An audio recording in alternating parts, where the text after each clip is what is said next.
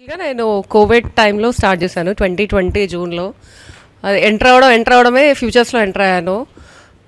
First బాగా profits వచ్చినాయి. ఆ ఫ్యూచర్స్‌లో అంటే మనకు ఒక పాయింట్ పెరిగినా లాట్ సైజ్ ప్రకారం పెరిగిపోతాయి కదా! ప్రాఫిట్ చూసి అబ్బో! పర్లేదు మనం జాబ్ అంటే నేను వర్క్ చేసేదాన్ని. వర్కింగ్‌తో పాటు ఇది కూడా చేసుకో అంత సాలరీ ఇంత సాలరీ సంపాదించేయొచ్చు అన్న థాట్‌లో ఉండేది. ఒక 1-2 మంత్స్‌కి చాలు ఉన్నది కూడా పోగొట్టేసాననమాట. వచ్చిందితో పాటు ఉన్నది కూడా పోగొట్టేసాను సార్ గురించి.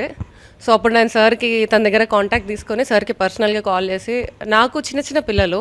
సో అప్పుడు నా సిట్యుయేషన్ ఎక్స్‌ప్లెయిన్ చేసి సార్ దగ్గర రికార్డింగ్ క్లాసెస్ తీసుకున్నాను. అది ఫర్ ఎగ్జాంపుల్ ఏదైనా స్టాక్ పెరుగుతుందనుకోండి, ఓకే. ఒక ఎమోషన్స్‌ని కంట్రోల్ చేసుకోలేక పెరుగుతుంది, ఇంకా పెట్టేసి ఇంకా పెరిగిపోతుంది.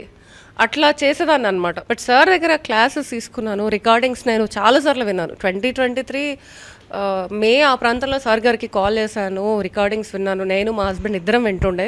డిమాండ్ అండ్ సప్లై జోన్ అని చెప్తారు సార్ బాగా. అసలు దాన్ని బాగా అర్థం చేసుకొని మనము ఇంకోటి సార్ దగ్గర ఏం నేర్చుకున్నానంటే ప్రాపర్గా ఒక ట్రేడ్ని ప్రాపర్గా ప్లాన్ చేసుకోవచ్చు.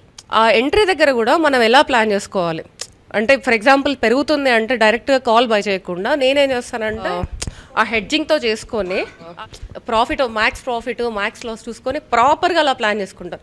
ఇప్పుడు నేను టెన్షన్ పడను అసలు. ఫస్ట్ ఏంటంటే ఆ లాస్కి ప్రిపేర్ అయిపోతాను. ఒకవేళ లాస్ అయినా లాస్, ప్రాఫిట్ అయినా.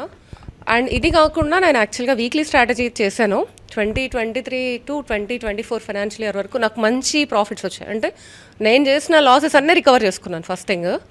కాకపోతే ఈ ఇయర్ ప్రజెంట్ కొంచెం మార్కెట్ కరెక్షన్ వల్ల నేను ఒక 4 months నుంచి ఆపేసాను, అసలు ఏం చేయట్లేదు 4 months నుంచి. బట్ అబ్జర్వ్ అయితే చేస్తున్నాను రోజు. అంటే